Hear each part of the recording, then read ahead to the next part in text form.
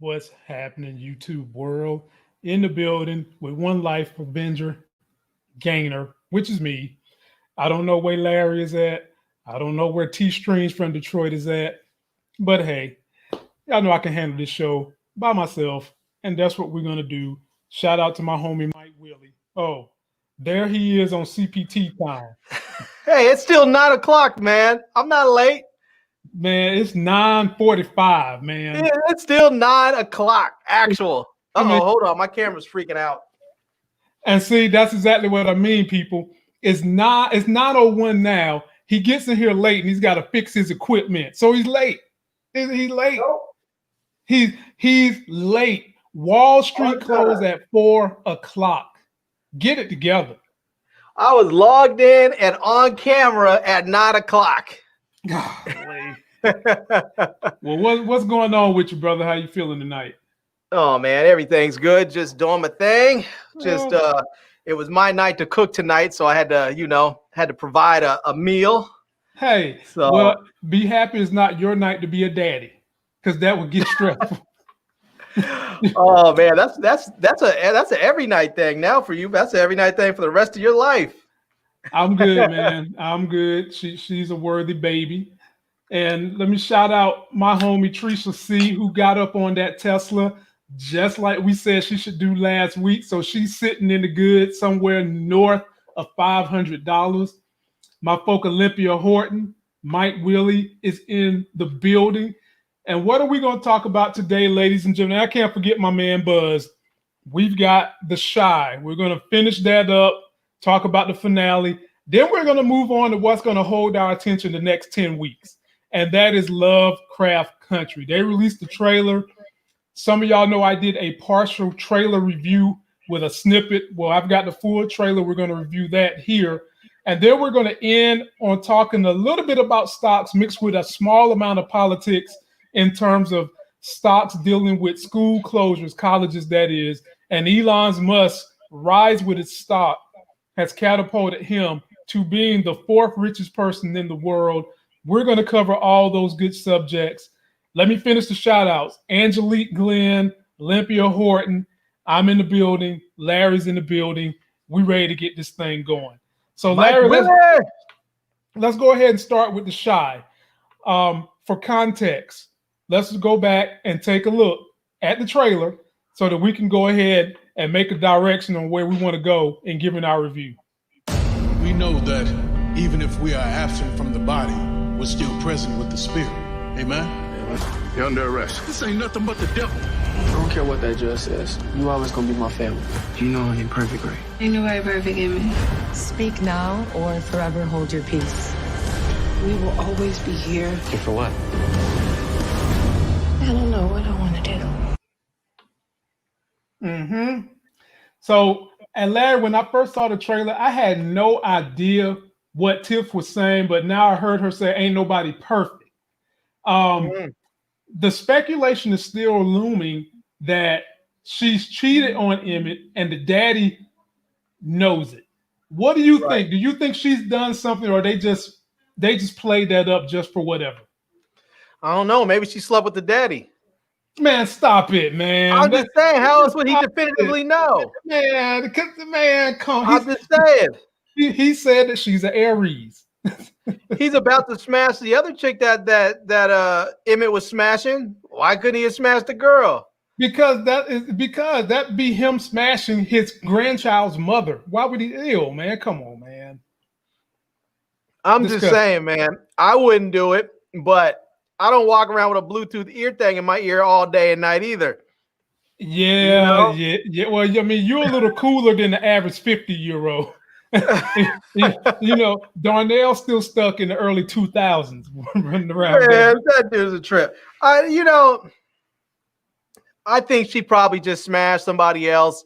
Maybe she's been smashing for a minute, and now she's gonna have to come up with it, and maybe she feels the need to say something. So, I mean, I don't know. Okay, I don't know. Part of me is like, okay, what do you do if she says something as Emmett? Do you feel now do you feel obligated to say that you smashed Dom, or do you just let it go? You know, because both let of them are dealing with people they do business with. Because if it's the one dude that we saw earlier, she sells weed to him. So is she going to give him up as a client, or is she just going to have to keep on? Or is they're going to have to trust each other? I think he's gonna have to let it go, bro.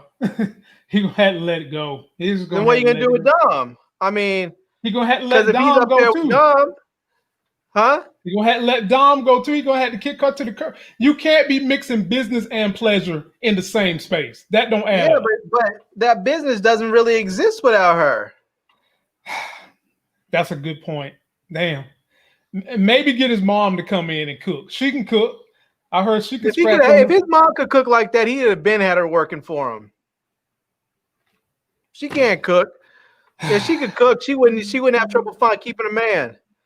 Oh, man, that is not the fact that she can't keep one. It's the fact that she chooses not to have the scumbags that want her. That's what it is for her, because she can have the baby dad if she want to. And he's a scumbag, but she That's can't keep it. She can't keep the scumbags. Because she don't want to keep the scumbag. I mean, that's her choice. So now she's with someone who's pretending not to be a scumbag, and we're gonna soon find out that old Rico Suave, he's a scumbag. He's probably Victor Newman, a younger version. Well, we know he's a scumbag. We saw that. You can see that in his eyes. Exactly. You know? Exactly. So now we know he's a scumbag. Let's talk about the most pressing issue from that trailer. The most pressing issue is the arrest of Papa's daddy. They're speculating, Larry, only speculation, that Duda set him up. And that speculation comes from the way Duda looked at him when he came to the church. Someone is even saying Duda might have tried to get the daddy caught up in some kind of child porn thing. What do you think is the reasons why the daddy, the pastor, the good pastor, who we know don't mind being a little dirty to help good people, what do you think he's getting arrested for? I think he's probably getting arrested for taking that money, because that's illegal as far as I know. I mean, churches will lose their tax exempt status for doing stuff like that. So, I think it may be an election fraud thing. So, and you think Duda spilled the beans? I'm not sure. It actually might be Camille that's doing it. I mean, if Camille's worried that he's gonna tell his people to back Duda after she went over there and gave him some money, she might feel a certain way about it and feel like, okay, well, if he's gonna tell his congregation to vote for Duda, I'm gonna take Dude out beforehand, take him off the board so his people won't listen to him. So check this out. Olympia Horton is saying he said he wanted to see Angela again.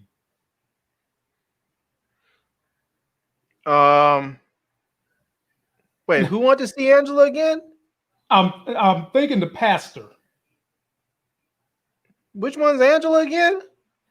Man, I missed all that one. I missed all that one. So Olympia Horton, please type in exactly what you're referring to so we can discuss that. And while she's doing that, Larry, I want to talk. Maybe she's thinking about Power. No. Oh, she could be, but I've seen someone else say something about Angela before too in the comments on one of my videos. So okay. So Terrence Walton says Angela has to be one of those underage girls. So maybe it's something going down with the underage girls and Papa's daddy. Damn, that would be pretty terrible. That would be crazy. That would be ridiculously terrible. I would not want that to happen. But we know it's Lena Waithe's show, so anytime there is a straight straight black male, she is going to do her damnedest to destroy him. So. Man, Larry, I forgot to tell you, Hillman Grad Productions and Lena Waithe, they sent me a shy poster because they love the work we have done on our reviews. Okay. However, they also said, I need to fire you and replace you with this person right here to be my co-host because of the nasty, vicious things you say. They want me to replace you with this person right here. That's probably a really good replacement. I have to get replaced That's a really good replacement. I can't say anything bad about that right there. Man, then they be trying to call for my job. Get rid of him. Get rid of him. The only thing we need is the baby. You know, get up there Right. and do a little gerber, and that's it. You know. So the questions I have around Papa and his daddy, we haven't really seen his mom. So let's just say if the dad goes to jail, he can't get out immediately, he can't post bond immediately. What happens with Papa? Is he going to go stay with Maisha? I don't know. I mean, maybe I doubt it. Maybe he'll stay with Kev. You know? Nah, it can't nobody else go in that house, bro. You don't think so? No, because maybe he gets to stay with Jake. It looks like Jake's probably going to end up back at Duda's because when in the trailer when he was in court said something about no matter what happens we're always going to be family. So it sounds to me like the court's going to say no, you can't stay with your brother. You have to go stay with Duda. That's what it looks like to me. That's exactly what it looks like to me. And I forgot to shout out my folk Buzz who sent us some super chat money. He's ready to see Larry's favorite savior of the world. Here it is for you, Buzz. We appreciate it. Yeah, go ahead and burn all that. My king, we cannot do that. It is our tradition. When I tell you to do something, I mean that shit. Burn it all!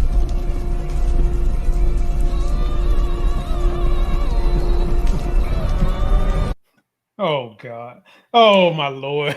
Buzz, Killmonger for life, boy. The rightful ruler of Wakanda. This guy here.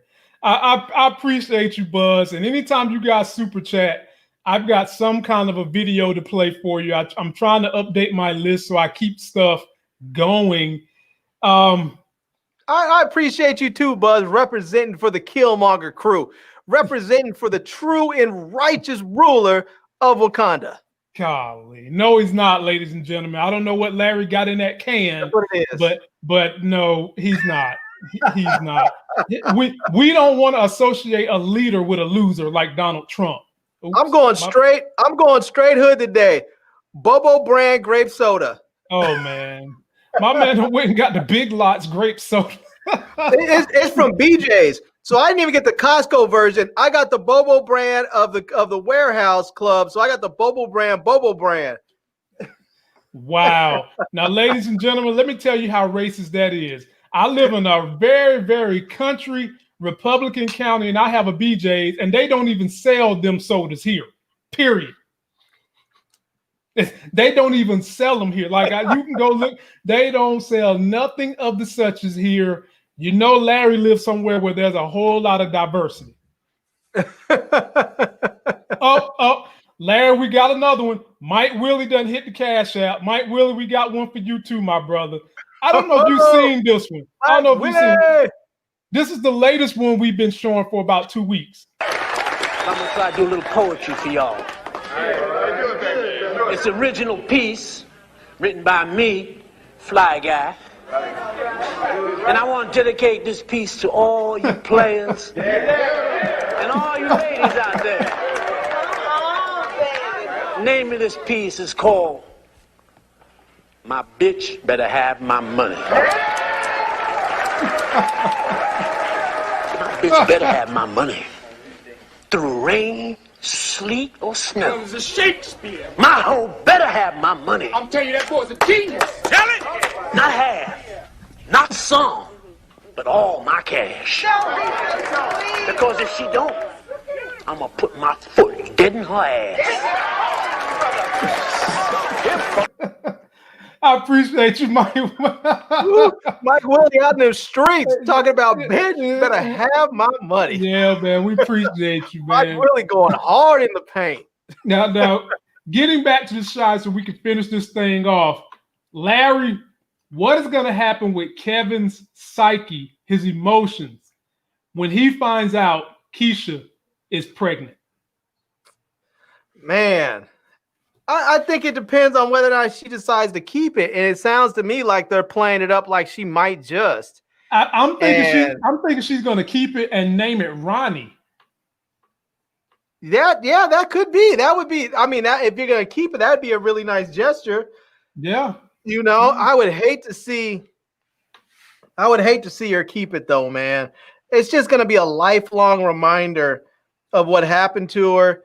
And as much as she wants to love that child, she's never going to be able to fully love that child the way that child deserves to be loved, because it's going to be a constant reminder of that event, that tragedy of her sexual assault, all of that. I understand some people just don't believe in abortion, but in those cases, it just seems like if there was ever a case for it, that would be it. So I don't know. Oh boy, Bear Theater in the building. Man, y'all gonna make me go to work trying to find all this stuff for y'all to watch. Let me get him one too, man. Let's see here. Oh, okay. We tend to like this one too. This one is funny. It's not long though. I represent the rent is too damn high party. Playing the silly game, but it's not going to happen. The rent too damn high movement. The people I'm here to represent can't afford to pay their rent. Listen, someone's stomach, child's stomach just growled. Did you hear it? Rent is too damn high. I love that. And Cuomo at the end just caps it off with his little chuckle, just like, oh damn. Yeah, man. Rent is too damn high. For some of y'all out there, it's gonna be a little bit messed up because if they don't get this stimulus passed and they don't get some rent relief, boy. Yeah, whew, man. Y'all rent's hang gonna tough. be too high, whether or not it's $1 or not. Right. Y'all hang tough. Bear Theater, we appreciate you. And Yeah, last thing I want to do with you, Larry, covering the Shy, then we'll move on to LoveCraft Country. Okay. Where does the Shy go next season? It looks like maybe Emmett and Tiff are getting married. So you could center more around that relationship, about them starting off as a married couple on their own. Mm-hmm. I'm assuming that they have found their own place and got up out of his mama's house and off the couch, since you don't want to be married on your mama's couch. So hopefully they have their own place, and they can start there, I would imagine. If Keisha has this kid, I guess you can push it back. Instead of having it seem like they start like after the summer, a couple weeks later, they can push it back, like 8-9 months, a year. And then now Keisha's a mom stuck in Chicago. She talked about she wanted to get out. She's really going to be stuck, I guess you still have that tension, that dynamic between Emmett and Dom, and I don't know what you do if Darnell smashes. Maybe that causes some friction there. It looked like Darnell and Emmett's mom were making googly eyes at each other at this wedding, so it could be that they end up getting back together too. So, well, I don't know. They still got to seal up what's going to happen with Emmett's mom and Rico Suave. They got to finish that up, and yeah. And then you've got to finish up who is actually going to win mayor of the city, Camille or Duda. Yeah. You got to tie that up. I feel like maybe that's where they go next season, because I feel like even though that's been a constant sort of presence in this season, they haven't really spent much time on the story with it. No, it's just sort of like it pops up here and there. They do a scene here and there, but they haven't really gone into depth with it. So maybe next season, that's where they go. Is it starts off with one, with one of them, either Camille or Duda one of the two. I can't imagine that Camille's going to win, because I don't think Lena Waithe wants to spend a whole season on there. So, Tim, that was for you, baby. The baby is doing just good, man. We appreciate you asking. And folks, that's going to conclude for the Shy. We will pick up with our reviews and talk about it on Monday. But from what I'm hearing from our good people, don't expect an explosive finale. It seems like Larry said Monday, most shows are not giving you the climax at the end. They're giving you the climax 3 episodes before the end, and they just use the last episode to tie up loose ends, possibly get you set up for the next season. Yeah, it seems that's the way they've been going lately, where they sort of they'll do the finale, or what most people would think of the finale is like the second to last episode, and then they just tie everything up, exactly. Sort of like saying goodbye for the season, and then they're out. So we'll see what happens. Yep. So ladies and gentlemen, that will conclude the discussion of the Shy, and now we'll move on to LoveCraft Country, episode 2. And if you're finding me and Larry for the first time, Wait, episode 2? Episode 2, baby. Oh, the trailer. Yeah, the trailer. Okay. Yeah, man. If you're finding me and I Larry, missed something. No, man, you didn't miss no magic. You didn't miss no racism. You ain't missed the episode yet. If you're finding us for the first time, subscribe to my channel, subscribe to Larry's channel. We're going to break down what we think is going to happen in this episode after we watch the trailer for episode 2. Best show on TV right now at this moment. Man, Lord, Larry, this is a complex story, bro. Whoa. It looks like they also can do time jumping, Larry. Are you seeing this? It looks so good, man. It looks like so good. It looks like whatever this birthright power is, ladies and gentlemen, that they can time shift or even go somewhere where you can conjure up in your imagination. Did you see Uncle Freeman's wife? She went from being a Roman soldier to what was the other thing she was doing, Larry? I forgot, but I saw that too. I would notice that. Like, oh my goodness. Then you see the Christina Brand Waif, or whatever her name is, talking to Atticus about, even though they're not family, her and him, they still can seize whatever this great power is. They had something turning into a demon sitting behind the desk, going from human to demon, like it could control the power. And you also saw Atticus in the end of the trailer with his father in the water underneath something. Larry, talk to me, brother. This looks like it's going to be a bananas episode. Man, this looks so good. And what's her name? Seeing Journey Smollett running with her khakis on, looking like a black Tomb Raider. Here you go. Here you go. I was loving that. Here you go. I was wondering why you got so quiet on me during that scene. Man, I love that. I'm telling you, she keeps playing like that. She keeps playing a little badass like that. They're gonna do a new Tomb Raider, and she's gonna be it. Hey, you know? I'm there for it. I'm ready for it too. I'm ready for it. Hey, maybe she'll even get in the Marvel universe. Ooh, well, she's already in DC, so I don't know if they want her. Good point. But but I'll still take her in Marvel. I'll take her in Marvel. Maybe they can make her an X-Men. They could. They could. The other thing I noticed, Larry, was Uncle Freeman left his wife at home, and now it looks like she's at this house that they stumbled upon. And the mystery here is, we discussed this Monday, Larry. If a white person in the 60s saw 3 black people come to the door with blood all over their clothes, why would you be nice to them? And as a black person, why would I expect them to be nice? I think both people in the situation should be afraid of each other. Break it down for me, brother. Well, not only was the dude nice, he opened the door and said, "Welcome home." Welcome home. I mean, that would give you a moment of pause, but then it might throw you off enough to be like, okay, something's going on here. But I'll tell you, after I was in the woods and saw literal monsters eating these people, I'm throwing everything that I currently know out the door. That's gone. Like people that just see stuff like that and they hold to the same rules, it makes no sense to me. I'm like, I don't understand how you have these same rules when you literally just saw a monster. Everything that people tell you shouldn't exist exists now. Once I see a damn monster, if somebody says, "Are there werewolves?" I'm going to be like, I'm sure there are. I just haven't met one that I know of yet. But I saw that chupacabra in the forest, so it must be werewolves too. You know? So I don't know, man. I don't know, but I'm looking for Atticus is looking like he's gonna be a serious badass that's real thoughtful. I like that. I like the way they have him set up. You know, so is Lydia. Lydia's a badass already. She's probably the best badass to this point. Yeah, man. You talking about Letty? Yeah. She's legit, man. I'm loving me some her. Man, I'm so hyped up. I can't wait to see. I think I'm gonna go watch it. I'm gonna go watch the episode again tonight when we get done. I got to watch the DNC. Then I might jump on that if I can't fall asleep. But we can't wait. If you can't fall asleep, you having trouble sleeping nowadays? With my Is your daughter not doing her job? my sleep schedule is off because she typically keeps me up that time of the night.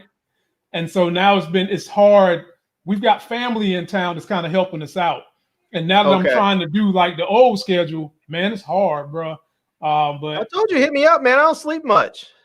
I will. You know what? I might start doing that. Because last night I was up, man. I was doing some reading about stocks and all that. And ladies and gentlemen, we are about to go to stocks and some politics. That'll conclude us for LoveCraft Country. We're still trying to build our understanding of the story, and we'll have more to give in terms of insight as the weeks go. But I was up last night, Larry, just reading some stuff about the stock market, where the market goes, how the market behaves around election time, how the market behaves under a Democrat, under a Republican. And if you want to do some day trading, what indicators you should be looking at in the market. So pre-market, you want to be just kind of looking for something that's going up, and then you want to pick what's going up with enough high volume. Then you want to see why is it going up and why does it have volume? And that's kind of how day traders make their decisions on what stocks they're going to trade. And so, so as I'm looking at that and reading, I'm also checking out the put that I did. For those of you that didn't watch the video, Monday I did a $31,000 put on Wayfair. You got just what I need, and Wayfair just got just what I need. Yeah, man. And the premium on that stock was about $800. That's what you get paid up front for the collateral of your cash. And I chose a strike price of $312. The reason why I picked Wayfair and the reason why I picked that price was because I knew that the earnings report was going to come out for some major players in the online industry. And it was great earnings report for Walmart, Target, Lowe's, Home Depot. And usually when something's in that industry, if those earnings are good for them, it usually bumps up everybody else. Having said all that, Wayfair went to $345. Unless we have a complete market tank, I'll be getting the collateral back. Plus I get the premium. They paid me $800 in 1 week. And my other put that I did for Blink comes home. What was your strike price on Wayfair? My strike price was $312. Oh yeah, you're way over it. It closed today at $333. Yeah. We unless there's like somebody shoot a nuke, we're good. We're good, ladies. And even if we wasn't, I would have been perfectly fine because the stock is just trending up. I might even use Wayfair again next week. But having said all those things, ladies and gentlemen, let's talk about the stock recommendation me and Larry gave you last week of getting Tesla. The stock has gone so high, it has helped this man achieve a lofty goal. I'm talking about Elon Musk. Take a look at this. Tyler, Elon Musk has added over $10 billion to his wealth just this week, $63 billion just this year, with Tesla stock more than quadrupling over that period. Now, Musk has lots of reasons to dance. He just passed Bernard Arnault, the chairman of LVMH, to become the fourth richest person in the world with a net worth of more than $90 billion. Now, let's look at his rise. He started on the Forbes list back in 2012 in 190th place. January, he was up to 37, and in March, up to 31. He passed Warren Buffett last month to take the number 5 slot, and now is at number 4. He needs another $10 billion, so not much, to take over Mark Zuckerberg for the number 3 slot. Now, Musk has added the equivalent of $272 million a day to his wealth this year, or nearly $11 million an hour just this year. Musk and Bezos have together added $143 billion to their wealth this year. That is more than the entire net worth of a Bill Gates. Kelly, back to you. It's just the Tesla one in particular. Robert, thanks very much. Damn, ladies and gentlemen. Now, this has nothing to do with Tesla or stocks, but I need to see a good minority, a black one in particular, in that top 5 list. I'm climbing as hard as I can, working on a plan, but I need to see one of us in that list. But I digress. Look at that list, though. Think about this. This is how crazy it is. It's all tech, but also when you look at the two people on the bottom, when you look at Bezos and Zuckerberg, Elon Musk and Bezos and Elon Musk and Zuckerberg, Bezos worth more than both of those two dudes combined. Right. And right. And that's just crazy to think that the guy on the top of the list is worth more than the bottom bottom half of that list combined. And Larry, we're talking about people who are multi billionaires, and how ridiculous it is wealth wise with Bill Gates. Bill Gates is worth $121 billion. And if you think that Jeff Bezos is rich, Bill Gates has been giving away billions of dollars. Bill Gates has dedicated himself and has been getting other billionaires on board to give away at least half of their wealth, if not more. I forgot what the number is up to now. I think it was at one point I think it was a half, and I think it's gone up since then, to give away their wealth before they die. So they're just he's giving away tons of money. If he was not doing that, if he was just continuing to go on and not give the money away and just grow and grow and grow, he probably would be worth $200-300 billion right now. Well, you've got to add this caveat to Jeff Bezos. Remember, he divorced his wife last year and had to give her $80 billion. Remember that? Right. So literally, if he wouldn't have got divorced and he would have stuck by his cheaper to keep her, he could have added that $80 billion on top of what he. But he was probably better off doing it when he did, because they said that he made up that $80 billion in like a couple of months. It was like he paid her off. He was back up. Okay. Well, ladies and gentlemen, when we give stock advice, it's just what it is. We're not professionals, but we are individuals who follow the market. We read, we see what the market indicators are. We look for the fundamentals, and we say what we're going to do in our portfolios. If you took that advice, you are really smiling. And now we're going to finish this video on some other stock news. Colleges across America have been opening and having to close. To me, ladies and gentlemen, I'm just sitting here saying to myself, do we like self-mutilation? Why in the hell are we trying to force this thing to open in hot spots in the first place? Take a look at this and we'll pull it together about how it all relates to stocks after you guys take a look at this. They're ridiculous, America. Ridiculous. The list of universities adjusting their reopening plans continues to grow. This time it's Notre Dame announcing it's canceling in-person classes and moving those online for at least 2 weeks due to a surge in COVID cases. The school has set up an extensive testing system in an effort to bring students back to campus. Michigan State, meanwhile, asking students who were planning to move into dorms to stay home for now, Jim. We mentioned UNC and even Dr. Gottlieb this morning on Squawk talking about how awfully hard to keep students from avoiding parties when they come back. This is the big issue in the fall, and one of the things that I think has got most people on tenterhooks.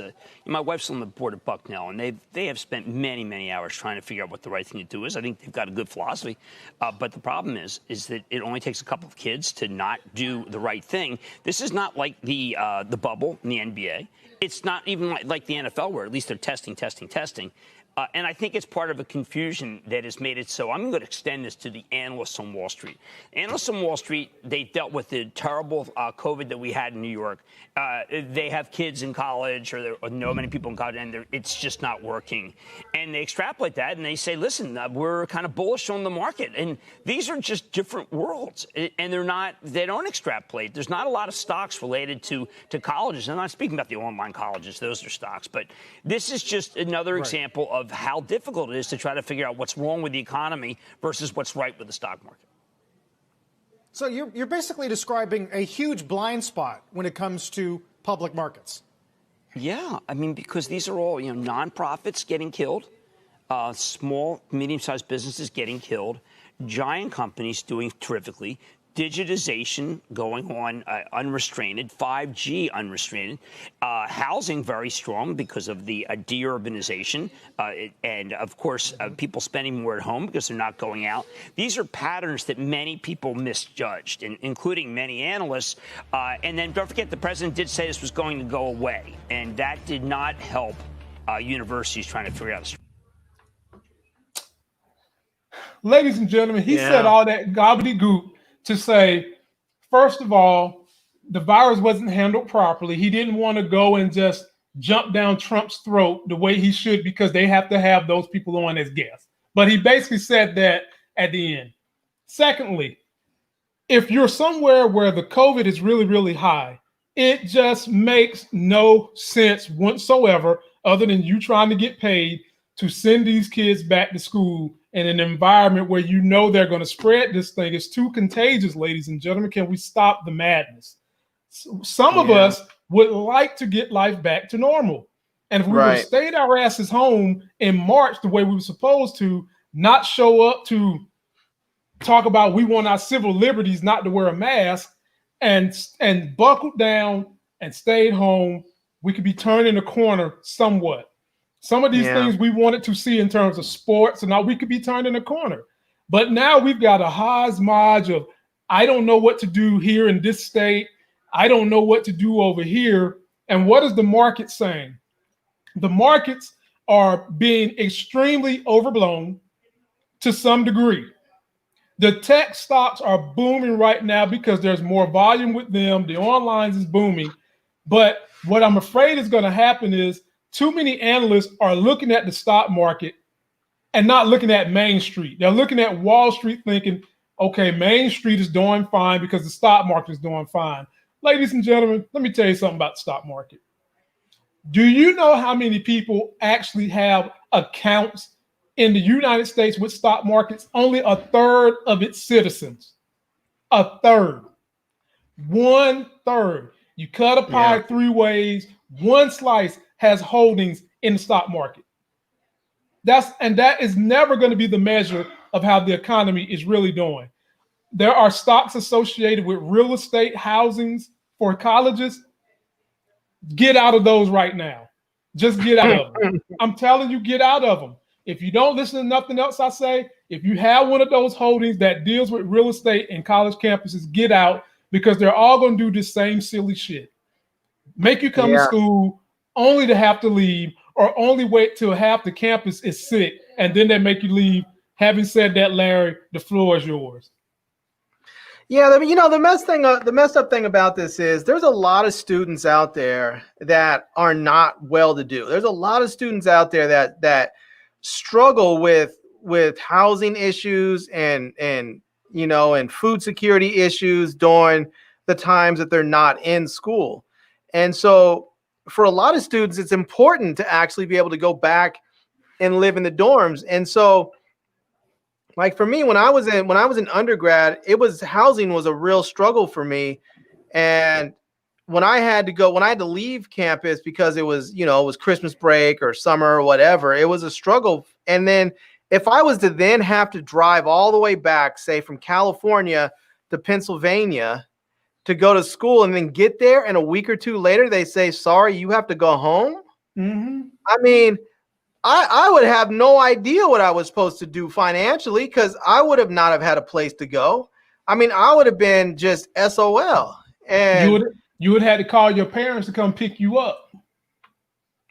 Yeah, for me at that time, that wasn't an option. So, you know, every time that it was time for me to go, I packed up everything in my car and I went home. You know, I mean, at that time, if it couldn't fit in my car, I just didn't own it, because it was, you know, that's the way I was rolling when I was in college. But, you know, so there's a lot of people out there that are in that same boat. And it's sort of like, if you can allow them to start making the choice and say, okay, look, we're only doing online classes. Don't worry about coming back. But when you tell them you need to come back, and then they get there and 2 weeks later, they're shutting it down, because there's a lot of kids that may have subletted an apartment or rented a room or something, and then they said, okay, well, I'm going back to school, so they let their place go, and now they're stuck in a lurch. They're gonna have to try and find a place to live. You know. And so not only do they have to find a place to live, they're gonna have to go home and make sure they have internet access to computers. And I know so many of us think, well, geez, everybody has that. They're college students. Not everybody does. There are a lot of college students out there that don't have money, and they don't have their own, you know, their own internet access. They don't have their own computers. They go to the computer lab and they work in the computer lab. You know, they go to wherever on campus has access to Wi-Fi, and they do their work there. So, I mean, I really feel like that these schools were just horribly, viciously, and shamefully selfish. You know, they should have had. They knew what was going to happen when they brought these kids back. There's no way in hell you thought that you were going to bring these kids back and they were going to maintain proper social distance, that they were not going to have parties. There's no way in hell you could have thought that was going to happen. When we just look around in the streets, we see that people, grown adults that know better, don't do it. I see old people. I've gone out and seen old, fat people who are in every single high-risk category with no mask and not maintaining social distance. And I've had people walk up, try and talk to me. I better back up. Don't talk to me. First of all, you don't have a mask. And second of all, we're in the middle of a damn pandemic. Stay away from me. You know, you're old, you're fat, you probably have all kinds of other ailments underneath you, and you're up there just basically trying to go out. There's no way in hell when we have that we can expect 18 to 22-year-olds to maintain, a higher level of decorum and responsibility. It's not going to happen. It's not happening. We just saw in Georgia, they had showed that video where somebody had an off-campus party with several hundred kids there. No one wearing masks. I mean, and so what are we supposed to do? We're supposed to say, okay, we're going to have on-campus classes, and we're going to go take our professors who are generally older anyways. We're going to go take a 60, 70-year-old professor, put them in a room with a bunch of kids who are going to be, little prima donnas and don't want to wear masks and start, these are my rights. I can do whatever. I'm paying to be here. Yeah. I don't have to wear a mask, or do stupid stuff like put a mask on, pull it down on their nose. We're supposed to let our professors sit up there so that they can go get COVID and die. We're supposed to have a big nationwide brain drain because all of our elder professors die because the students don't want to be responsible. No. And Larry, check this part out.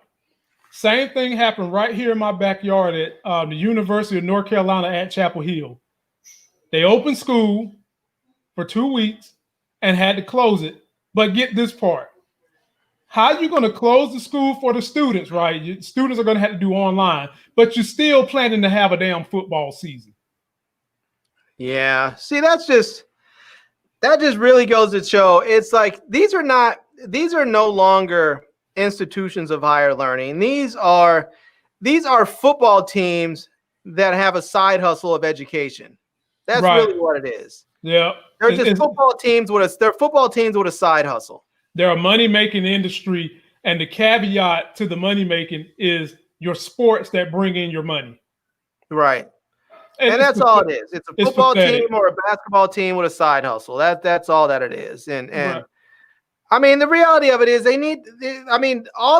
what we're seeing is how little we care for each other. As people are running around talking about being patriots. They want to wrap themselves in the flag.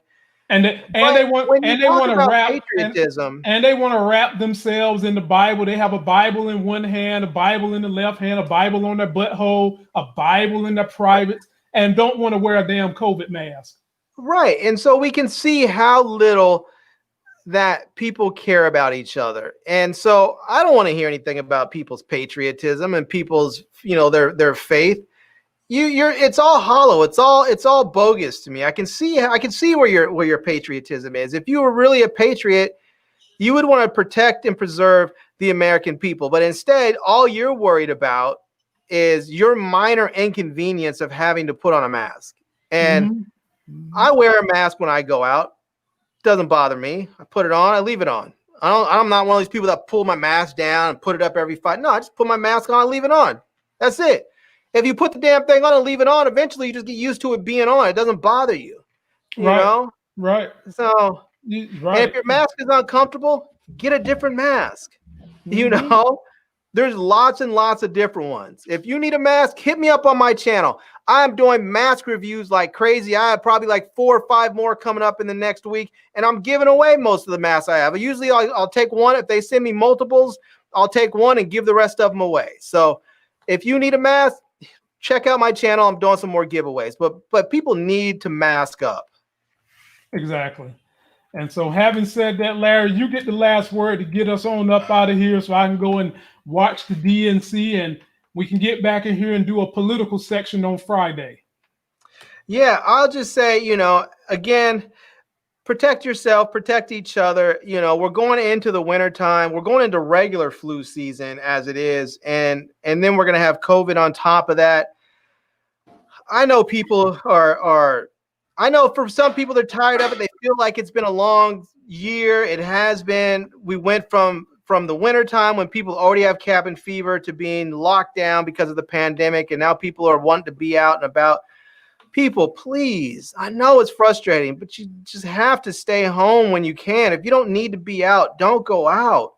You don't need, I understand that people are saying, well, you have to support restaurants and this. If you want to support a restaurant, then order some delivery food, order pickup, I'm seeing these banners everywhere that say grab and go. Get your grab and go food, but you don't need to sit at a restaurant. I drove by a restaurant the other day where they had people outdoors and they're trying to do the whole 6 feet thing. But when you have a family of 5 and another family of 4, another family of 5, all right there, you don't think all that is just 6 feet. It's not like it's traveling and just dropping to the ground. We know they said it carries, 6 to 12 feet or further, depending on, how much is out, depends on the wind conditions, all the other stuff. And on top of that, I'm watching the waiter. The waiter comes over. She's talking to the people that take orders. Nobody at that table has a mask on. Everybody has their mask off, and the waiter's taking an order. So you just blasted all of that stuff on your waiter. And so now your waiter can get sick. And maybe your waiter didn't even know she's sick or he's sick. And now she's spewing her stuff all over somebody else's food, and they get sick. I mean, right. The reality of it is that you have to protect each other. You don't need to eat at a restaurant. You can go there, buy your food, take it to leave. And if you do want to eat at a restaurant, at least have the decency to wear a mask on your face, covering your nose and your mouth until it's time for you to eat. Right. Don't give your order with your mask off. Protect the people that are actually there to provide you service. Being a waiter should not be more dangerous than being a damn soldier or a police officer. It's crazy. So anyway, that's my thing. I just, every time I go out, I get frustrated when I see people. I'm wondering if you shoot somebody that's not wearing a mask, if you can claim stand your ground. I know, man. It's so frustrating. It frustrates me when I see people out with their children not having a mask. I mean, you are responsible for the child, and you're putting your child backwards by not having something to cover their face and be responsible for it. Now, I would say I can get it if you're a single parent, but a lot of what I see is 2-parent households pushing their kids in carts all over the Walmarts of America, not wearing a mask. And it's just beyond frustrating. And, I don't know how many deaths we have to see in this country or how fast it's got to go before people get their acts in gear. And then when Biden wins, if he doesn't come down with a swift hand, I don't know if we can put the genie back in the bottle, to be honest with you. It's gonna have to be some swift action. We might have to lock down some states all over again. And we might have to start putting people either in jail or fining them something that hurts, like a speeding ticket fine, to get them to start wearing the mask. You're going to have to. Right. You're going to have to do that, because if not, we're going to be in this vicious cycle till they come up with a vaccine. Then when they come up with a vaccine, you're going to have people who are not going to want to take that initially too. So we're talking, we could be stuck with this crap for 3 years. Yeah, it's going to be a minute. And I mean, and like you mentioned with the vaccine, even when they come out with the vaccine, because there's been so much negativity coming out of this government. There's just been so much stuff with it. It's just no one trusts anything that the federal government. There's no one trusts the federal government, and it's the federal government's fault. They have led us down this path where we cannot trust them. Well, Larry, but they trust Trump. He's part of the federal government. The problem is with those Trump supporters, they were already anti-vaxxers. Even before Trump got in there, they were already anti-vaxxers. So who knows? They may have been the very people that might start to spread this stuff if because they didn't want to get vaccines. It's like when they're not vaccinating their kids, and next thing you know, there's certain towns and schools that are having outbreaks of mumps and smallpox and all these Measles. other childhood diseases that have had in large part had largely been eradicated in this country, and you start to see it make a resurgence because they don't want to get their kids vaccinated. You know? Yeah, man. So, ladies and gentlemen, we're going to stop it right there, and we will continue the political parts of this debate on Friday, along with stock tips. I'll let you guys know how my put went. I think both of them are going to be successful. We'll follow up on the shows that are coming on, and that's going to do it for Can you this tell me video. the other one? Because we started going, and I think I pulled you off on some tangent. You had your Wayfair one, then you mentioned another one, and then it got cut off. Blink charging is the other one. Strike price I paid was $5, and it's been $9, $10, $12. So that one is going to be golden too. That one's down right now. I'm hoping it does. It was down $1.60 or something today. It's down to like $8.83 today. We still gonna slide in there. We still gonna slide in there with. It could lose $2 more per day, and I'm still good. Still good. And even if it doesn't, I don't mind holding Blink. I don't mind holding it. Don't mind holding it. Right. Not for $5. I don't mind holding it. But anyway, we'll see.